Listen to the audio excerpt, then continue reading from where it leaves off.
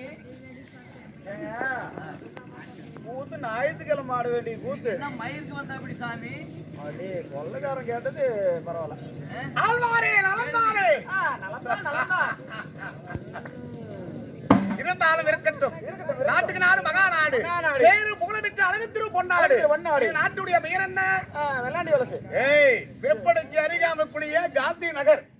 இந்த காந்தி நகரத்திலே இருந்திருக்கக்கூடிய அகிலாண்ட கோடி பிரம்மாண்ட நாயகி, அகிலமெல்லாம் அருள்பாலிக்கக்கூடிய அம்பாளா விளங்கக்கூடிய ரேணுக பத்திரி முத்து மாரியம்மனுடைய திருவிழாவை பெருவிழாக ஊர் பொதுமக்கள் எல்லோரும் சேர்ந்து 1, 10, 100, 1000 வசூல்கள் செய்து இந்த அம்பாளுக்காக சிறப்பான முறையிலே இந்த பண்டிகை முன்னிட்டு 18வது நாள் பண்டிகை முன்னிட்டு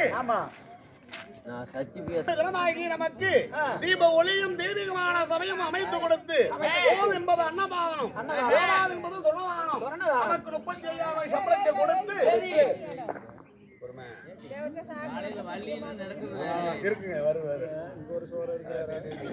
நமக்கு 35,000 சம்பளத்தை கொடுத்து நாடகத்தை அரங்கேற்ற செய்துள்ளார் அன்பு தெய்வங்கள். நாடகத்துக்கு உறுதுணையாக இருந்த அன்பு தெய்வங்களாக விளங்கக்கூடிய அப்படி அன்பு தெய்வங்களாக விளங்கக்கூடிய நமக்காக வேண்டி இன்று சிவபுரம், அதாவது தெய்வத்துக்கு உகந்தது தெருக்கூத்தான்.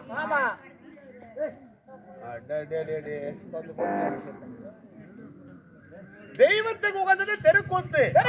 தினமாகிய மாபெரும் தெருக்கூத்து அரங்கேற்றக்கூடிய நாடகமானது என்ன? நாடகமானது மக்கரகேது பலி. சிவபுராணத்தில் ஒரு பகுதியாக விளங்கக்கூடிய கேது பலி. இல்லை என்றால் எரிகண்டன் யமகண்டாசுர சம்ஹாரம் என்று சொல்லக்கூடிய நாடகத்தை வைத்திருக்கின்றோம். இந்நாடகத்திலே நான் யார், என்னுடைய பெயர் என்ன, இதெல்லாம் தெரியுமா? தெரியுங்க.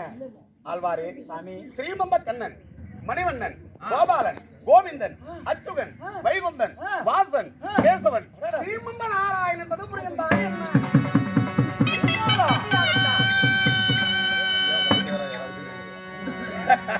சாமி புண்டவாயா, வெண்ணெய் உண்டவாயன், நாராயணா, ஸ்ரீமந்த நாராயணன், சாமி நக்கன நாராயணா, ஹரிகரி நாராயணன், மத்திய நேரத்தில் மாமியால வந்து பொண்ணு உண்டவாயன், இப்படி பலருடைய அவதாரம் கொண்டு இந்த யுகம் என்பது 4.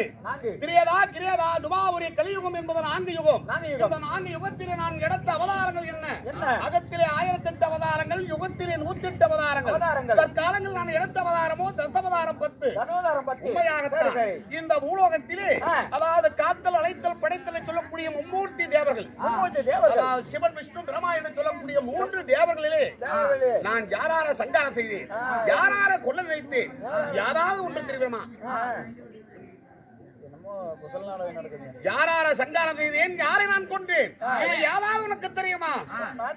அந்த சோமகனை தான்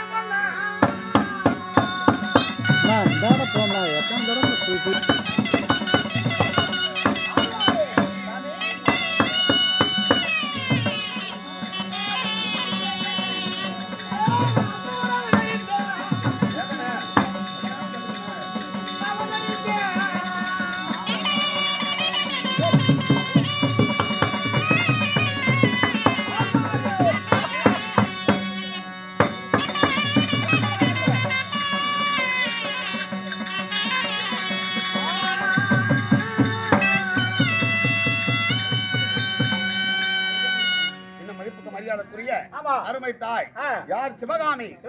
அம்மா நம்ம சொத்துல நமக்காக 10 ரூபாய் அன்பு சிக்கின்றார். இந்த முத்துமாரியுடைய அருள் பெற்று தன் குடும்பம் எம்மேல ஓங்கி வளர வேண்டும் என்று சொல்லி குல தெய்வத்தை வணங்குகிறேன். ராமோ